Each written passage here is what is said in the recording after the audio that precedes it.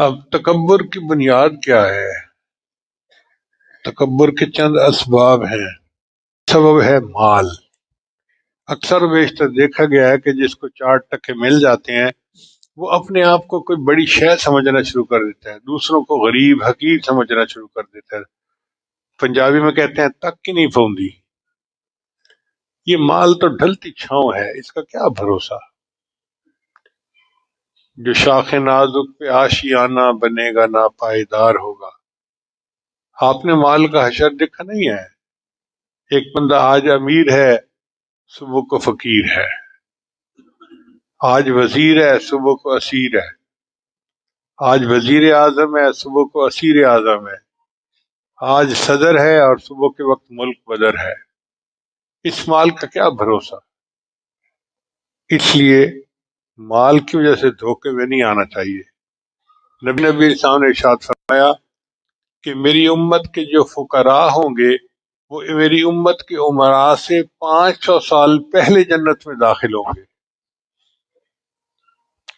اور جنت کا ایک دن جو ہوگا وہ دنیا کے 50,000 سال کے برابر ہوگا۔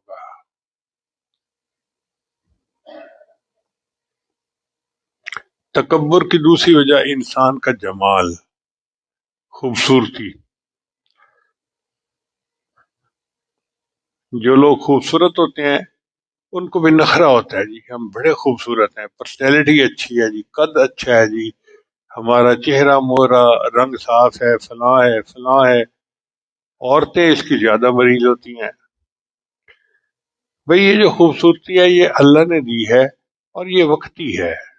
آپ دیکھیں کوئی بندہ کتنا ہی گلفام کیوں نہ ہو، تھوڑے عرصے کے بعد اس کا چہرہ چھوارے کی طرح بنا ہوتا ہے بڑھاپے میں، کتنا بڑے سے بڑا کیوں نہ ہو، بڑھاپے میں چہرہ کیسے ہو جاتا ہے۔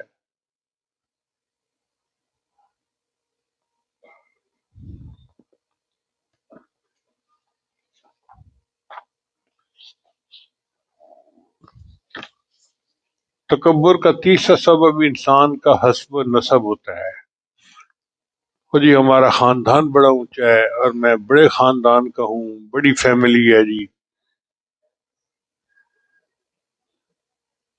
اللہ تعالیٰ قرآن میں فرماتے ہیں یا ایھا الناس انا خلقناکم من ذکر و انثی، اے انسانوں ہم نے تمہیں ایک مرد اور عورت سے پیدا کیا، وجعلناکم شعوبا وقبائل لتعارفوا، تمہارے قبیلے اور ذاتیں بنائیں تاکہ آپس میں تعارف ہو سکے۔ ان اکرمکم عند اللہ اتقاکم، تم میں اللہ کے نزدیک سب سے بہتر وہ ہے جو زیادہ متقی ہے۔ تو اللہ کے ہاں شرف تقوی کے ساتھ ہے، ذات پات کے ساتھ نہیں ہے۔